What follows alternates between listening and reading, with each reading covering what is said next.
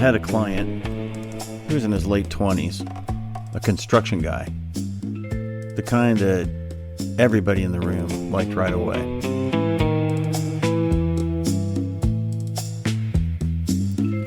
"30 days in treatment for opioids," comes out, gets a sponsor. 6 weeks in, he's doing everything right. Then it's time for step 4. Week before the sit down with his sponsor, he tells me his car gets repossessed. Never said a word about being behind on payments to me before. Not to me, not to his sponsor. Just happened. Right on schedule. So the sponsor reschedules with him. Week before the next one, blow up with his girlfriend. Screaming match, cops get called. He spends the whole session that day talking about the fight. They reschedule again. Week before that one, chest pains. ER, hooked up to machines. Nothing wrong with him. Nothing. So I said to him, "I'm not saying none of this is real. The car, the fight, the chest pains. I believe every bit of it happened. But do you notice what all 3 of them have in common? Every single one landed the week he was supposed to open that notebook." He looked at me and he said, "I think I'd rather have my car taken than open that notebook." That's the whole episode. Right there, in one sentence. I think I'd rather have my car taken than open that notebook. He'd rather lose the car, blow up the relationship, sit in an ER for nothing, than spend 1 hour looking honestly at who he became. That's how strong the pull is. He got there eventually. Took 2 more manufactured emergencies before he could sit still long enough to do it. But that right there, that's what I want to talk about today. The destruction of distractions.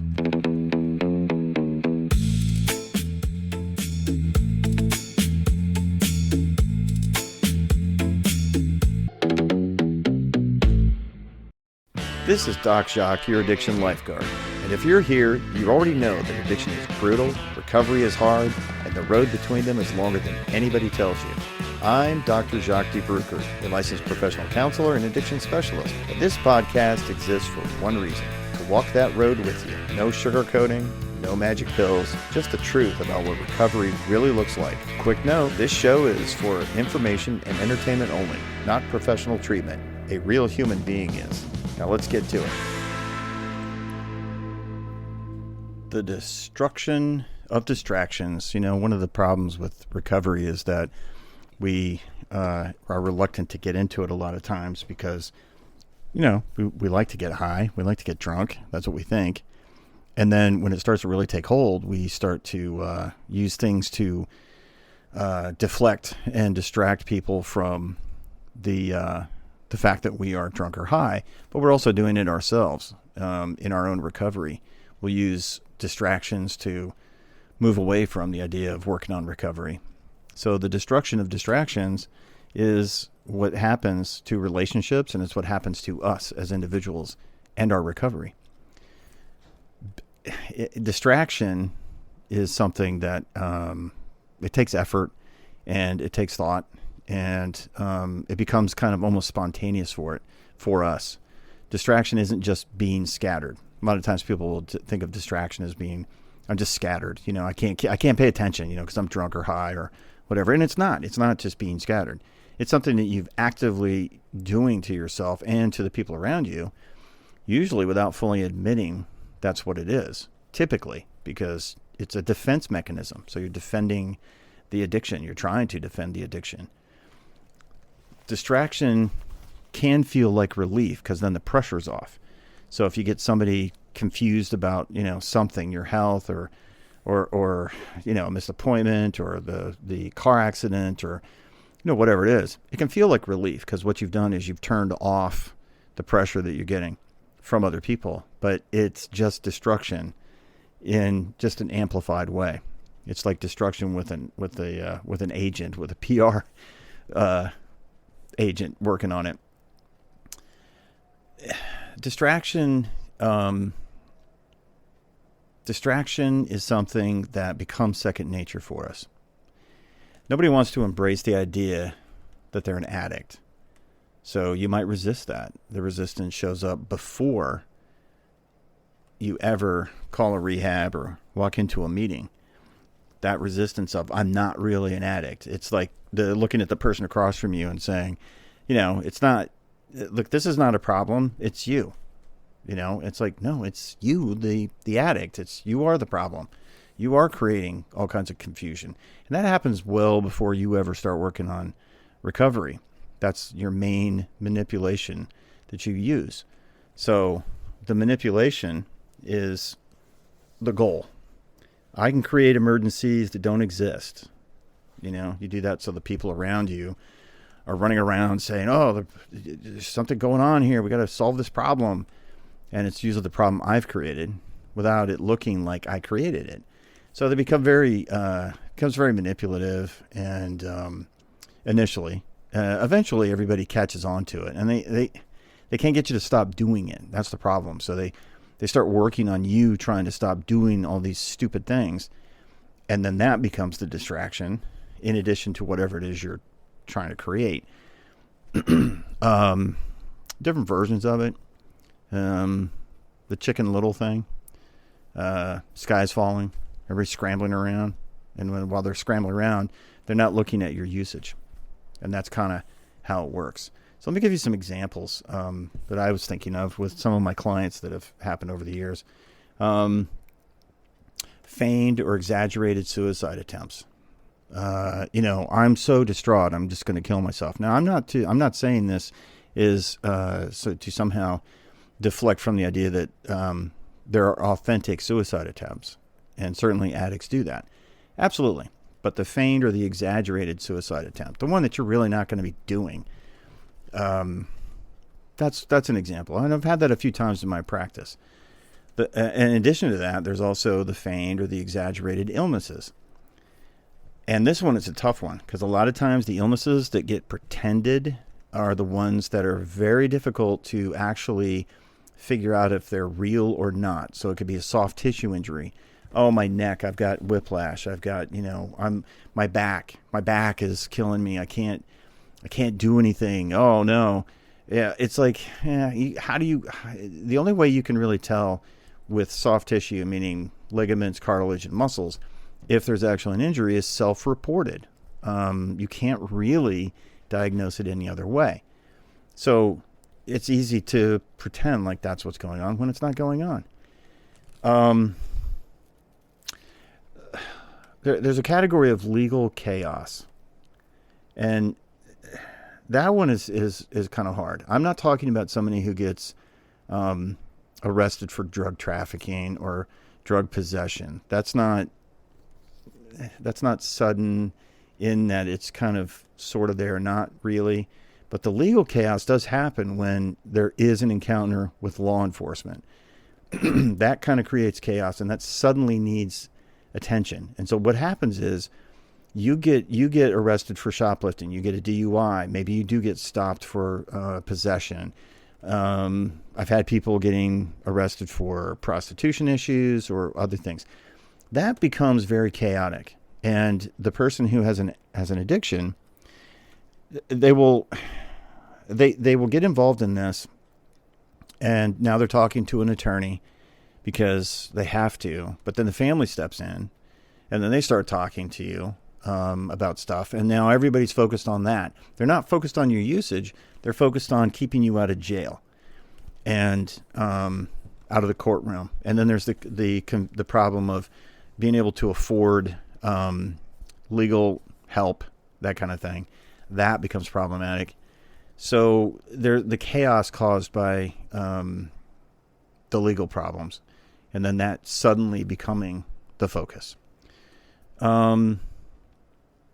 The acting out, if you will, the screaming match that seems to come out of nowhere. Somebody is just like that one gets pulled out a lot of times when you've tried other things and it's not working. I got fired, or my back, or something else, and it's not really working with people anymore. So then you just get hysterical and you start screaming at them, and they're just they're trying to help you, but you're just acting like a maniac, and that is what happens to distract people. So think of it in this way: the distraction that you're engaging in, manufactured most likely, employment, relationships, the legal system, your health. Those are things that easily get manipulated. And you're using that as a way to deflect from working on your recovery. It's a survival technique learned under shame. It's not a character flaw. You learn these things, and there's a lot of shame attached to them. And that really affects people, especially when they're working on recovery. If you're full of shame, it's very difficult for you to think of doing anything differently from what you were doing, because you feel ashamed. And early in recovery, that is a problem. It can paralyze you. Sometimes distraction shows up to make sure there's a call to a treatment center, the first meeting, the sponsor thing that never actually happens. Distraction will kick in because you don't want to do those things.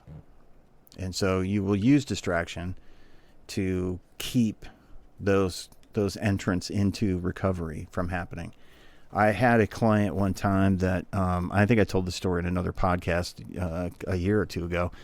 It was about a young man who he needed to go to residential, and everybody around him was supporting that. All he had to do was just actually walk through the door and do the intake. And he would stand around outside the treatment center, but he wouldn't actually go in. So he'd be out there pacing back and forth and smoking a cigarette. And somebody would come out and say, "Hey, why don't you come on in?" And he's like, no, I need to think about this. And then he would disappear. And this went on like almost every day for about a week. And they started nicknaming this guy Goldilocks, because it was like they'd go out and talk to him a little bit, and it wasn't the right day, it wasn't the right time. He had to take care of the dog. He had this job issue thing. He was always making up something. And it was like everything had to be just right for him to be able to walk through that door. He did eventually get there, and he did walk through the door, but it became a little bit of a game with the staff, and they were trying to figure out who was it that was going to actually capture this guy eventually when he did show up. So distraction is a method that is used to not go to treatment. Again, I run into that when I do interventions. Distraction is on hyperdrive. Like people, when they're hesitating about actually accepting the help that they're being offered, they'll come up with anything. It literally could be anything. Clothes, relationships, the wedding, the vacation. I mean, it doesn't matter. And it's all distraction. Going through the motions, saying the words, not actually doing the thing, that's like playing with recovery. That's I'm sort of doing it. I'm sort of showing up, but I'm really not. And while I'm there, I'm focusing on other people. Maybe I try to take a leadership role in the meeting or something, because I'm just really not working on my own recovery. All of those are distractions. If you're showing up to a meeting, or you're showing up at rehab, or if you're showing up and the purpose is recovery, and you're not actually engaging in recovery, you're not actually doing it. You're there, but you're not doing it. You're distracting yourself in the process to get away from engaging in recovery. The work emergency, the same week that you have to go to treatment, it's like you're not indispensable. Like you're not there's not one of you. Like, there are other people that could do what you do at work, but there's an emergency and I can't go. That's a distraction. The blowing up of the relationship, right as you're about to get somebody to sponsor you, or you're trying to, to go to your first meeting maybe, but you blow up the relationship. You create conflict in the relationship that you threaten to walk out. That one I've run into quite frequently in my practice. The self-generated financial crisis that suddenly makes rehab impossible right now. And when I mean self-generated financial crisis, I mean you created it. You went and overspent so that you can't go, or you didn't. You lie about the fact that you talked to the treatment center and they were willing to waive the $10,000 down that you would have to pay. They'll just take your insurance. They'll just take you in the program with that. That one is pretty common. But the financial crisis that makes it impossible for you to go to rehab, those are the kinds of things that happen when people are trying to get into treatment. When you're trying to get into treatment and you just are not sure you want to go. If the crisis always lands exactly when the next step is about to happen, trust me, that's not bad luck. That's the pattern. That's what you're doing. Most of the situations where people are trying to work on recovery, if you just go ahead and accept the help and you surrender to that, you're going to be fine. But I'm not sure I want to stop this getting high. This is my thing. I'm afraid. I'm scared. I'm scared. I'm afraid. Those are words I generally don't hear from addicts. I hear, words of being tough and everything, but being afraid. I'm afraid of working on this. I'm afraid of trying to do it and failing. I'm afraid of trying to do it and failing again. I'm afraid that if I do it, I'm going to lose all my friends, or I don't know who I am. I'm scared to death because I don't know who I am. That's legitimate, but it's also not a reason to not get into treatment.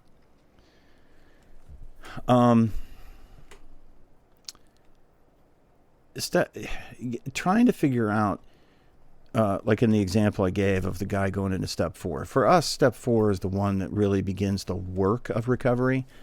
The other 3 steps, if you're doing step work, step 1, 2, and 3, is just basically, I'm an addict and I can't do this by myself, and I got to turn myself over to God as I understand Him. Those are the 3 that, it's kind of passive. It's just you just throwing up your hands and saying, okay, I surrender. I give up. I'm going to not be able to do this. Step 4 is where you start actually doing the work. And that's why if in your recovery, you're going to step out of recovery, it's at step 4. If you're going to walk away, it's at step 4, because you have to do that fearless, searching moral inventory of your character defects. And that's a tough one for people. That's where all the shame lives, and that's where all the resentment lives. So step 4, in my estimation, is the single hardest step. And it's the hardest because people have to actually be reflective and be open and honest about who they are. Most people are going to bail in recovery on step 4, in my experience. And there's no internal way that you can convince yourself to do it sometimes.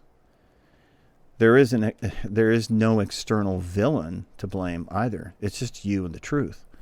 And step 4 specifically needs you to not be distracted. It kind of blows that up. When you're sitting talking to another person, a peer, right? Somebody who's in recovery, your sponsor, and you're saying things like, I'm a liar, and I'm a bully, and I'm a manipulator, and whatever else that you come up with. It's a very, very difficult thing to do. It's possibly the most challenging thing you can say out loud. And so there's a process you go through to get there, and maybe you stumble and hesitate. But what it looks like in real time is the fight, the bender, the manufactured emergency, It fills a calendar, so that notebook never gets opened. This stuff never gets written down. You keep backing away from the truth, from reality. So it's easier to survive a crisis you built than it is to survive being fully seen by yourself. If you're really looking at yourself, and you're stripping all the manufactured crap away, and you're stripping away all the lies and the self-deception, all that you're going to have left is the real you. But trust me when I tell you that in recovery, that honesty is where your salvation lives. The opposite of addiction isn't sobriety. It's peace. Distraction at step 4 is what keeps everybody circling around sobriety without ever even actually touching that peace. You can't get there.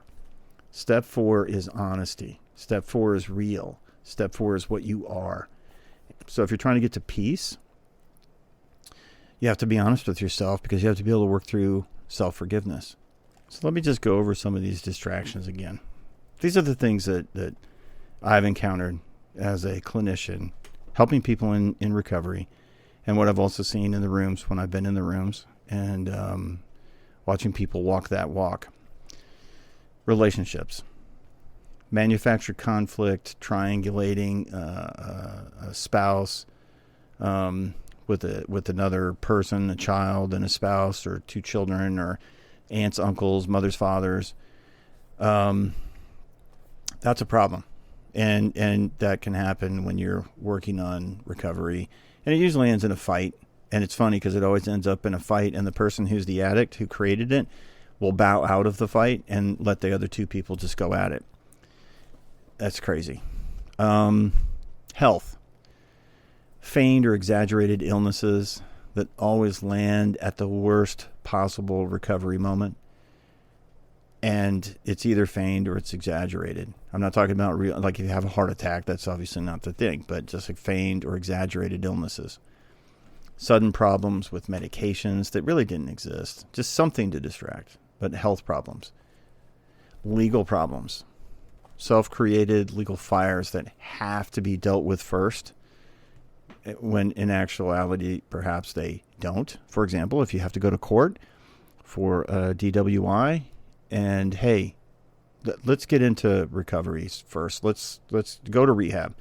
A judge, in my experience, a judge will always accept you going to rehab as a genuine reason for continuing a court case.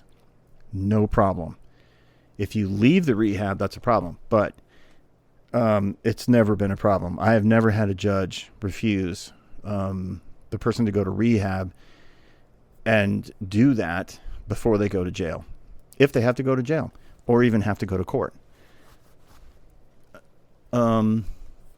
Homelessness, housing instability, engineered instability that keeps you as the addict in survival mode. So recovery obviously has to wait because you just left the place you were living, or you do something to blow it up so you get kicked out. Well, I can't do anything because I have no place to go. So obviously that we have to wait until I get housing. And it's funny because recovery a lot of times includes housing. So that never made much sense to me. Let's see. Employment. Your job blowing up. Suddenly quitting, rage quitting, getting fired. I can't focus on recovery right now because I got a work problem. This is a problem. I can't leave my job because if I do, I'll get fired, which is not true because it's a medical condition. You're protected under the ADA, so they can't fire you if you go to rehab. But I can't because this project, nobody else can do it. I'll lose money. It's always, employment's a tough one because you can make it up because usually the person you're saying it to has no idea what the reality is about whatever your employment situation is.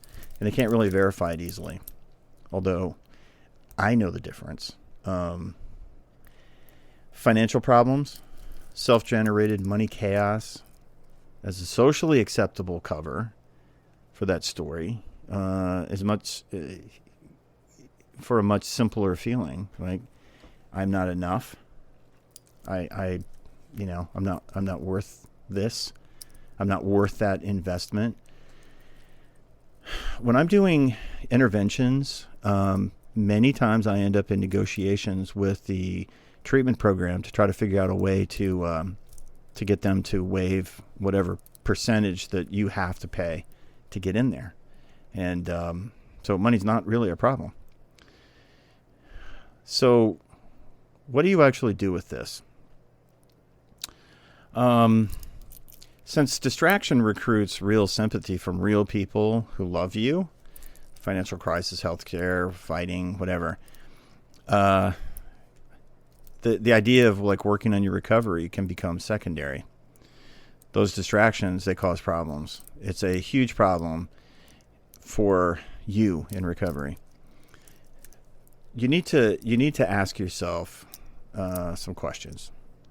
What was I supposed to be doing this week that I've suddenly stopped doing? And that can get rid of the distraction in the moment. Did this crisis show up right when I was supposed to be doing this work? And this is honesty, right? You're trying to be honest with yourself. Am I the one who lit this fire? These are the kinds of questions, and a lot of times these are the kinds of questions that are best asked during sessions with the counselor, because you go into it where you don't have the self-blame or the emotional investment that you do with your spouse or your parents or your children or whoever, brothers and sisters. With the therapist, they're there to help you professionally. So when you if you can have that close relationship, distraction feels like escape, but it's just demolition on delay. If you destroy the distraction, you can probably save your recovery. If you destroy the distraction before it destroys the recovery, you're going to be successful. When you have an issue and you need some help, and you know that you need the help, you have to surrender to recovery. You have to surrender to the help. And I kept tying in step 4 here because it's about honesty. Step 4 is all about honesty. And that's the one thing that keeps people from lying to themselves and other people about what's really going on. And so I think that the distraction part of it is we tend to distract from the things that make us uncomfortable. And being uncomfortable is why we use.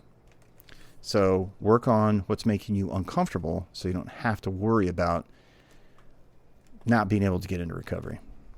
Don't let distraction become destruction. Don't let it destroy your attempt at finally getting sane, stable, and sober. Well, I hope you've enjoyed this episode of Doc Shock, Your Addiction Lifeguard. If you have liked it, please like my podcast on your listening platform. Make a suggestion. You can send me an email, send me a message through docshock.com and let me know what you think.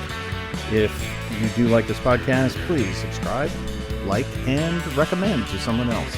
If you need help, you can reach out to me. I can give you some suggestions. You can also reach out for help. Go to a therapist, go to a rehab, go to a meeting, talk to somebody.